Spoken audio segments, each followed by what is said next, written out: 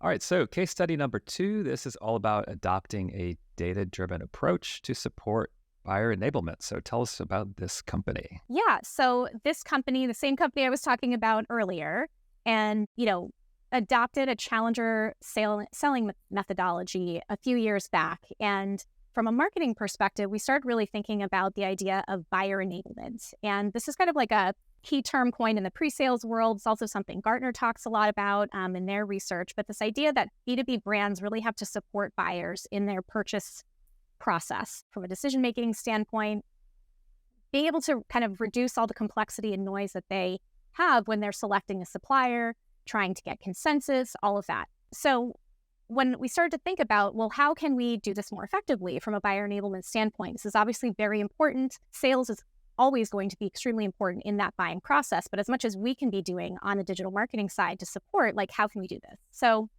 part of it was thinking about what are the data sources that we have available to us to help us understand where people are getting hung up. What are the pain points they're experiencing? Can you look at win-loss interviews and see where we lost potentially? Like, where were we not as strong in our ability to promote ourselves, help people understand our capabilities, et cetera?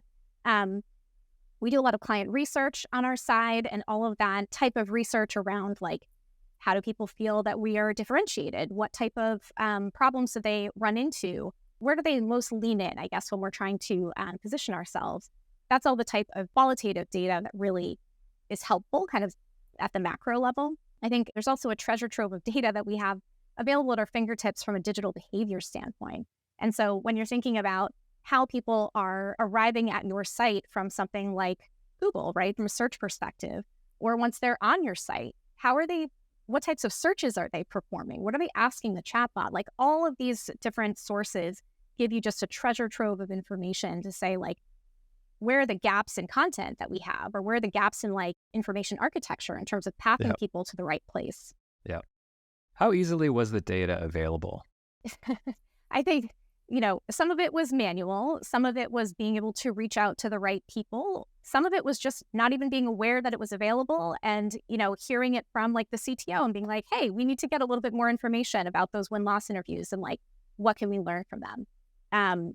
Over time, like, the client research function has also been built up and established. And so being able to create those relationships with the right people has made the data more Yeah. accessible.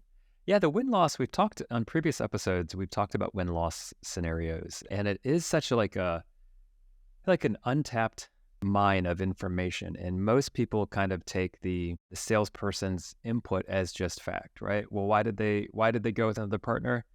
Oh, price sensitivities or timing's not right. And it's interesting because it's like there's usually a layer behind all that. So tell me, like, how you approached win-loss? Was it purely just like, hey, we're looking at data in the CRM? Do you talk to the customers ever to figure out why they said no?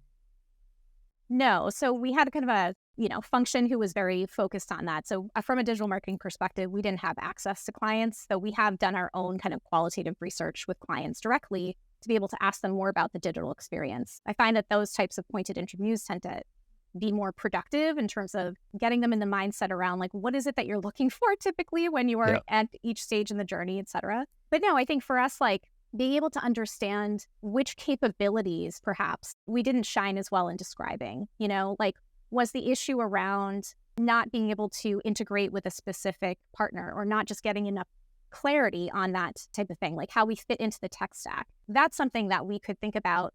Well, how do we play that up? How do we get more information visible on the company website, on any of our kind of documentation websites, and make that information more available to sales to arm them? So it's kind of like a feedback loop, and you want to make sure Yeah. that whatever content that you have on the website is consistent with what sales is talking to the client about. Yeah. Any data that when you went in here, you just were like, ignore this. It's bad data. It's not important data. Because that's my challenge usually is an abundance of data and the ability to kind of say, like, let's just leave that there because I don't think it's productive data. Anything like that happen? Yeah, I mean, anything that had to do with, like, pricing was not something that we were really going to combat, from an objection standpoint. I think from a other search perspective, like when for site search or Google search, the types of searches that people are doing can sometimes be directionally helpful, but it's not always, like, indicative of their direct intent. Yep. So sometimes you have to take it with a grain of salt. Yeah. Okay. How long did this whole effort last for you? Kind of take this different switch to thinking about data. So when I first started at this particular company, and I was mostly focused on the company website at the time, what I had noticed was that the direction that we were taking in terms of, new pages to build and new kind of, content to put out there was much driven by the product marketing function.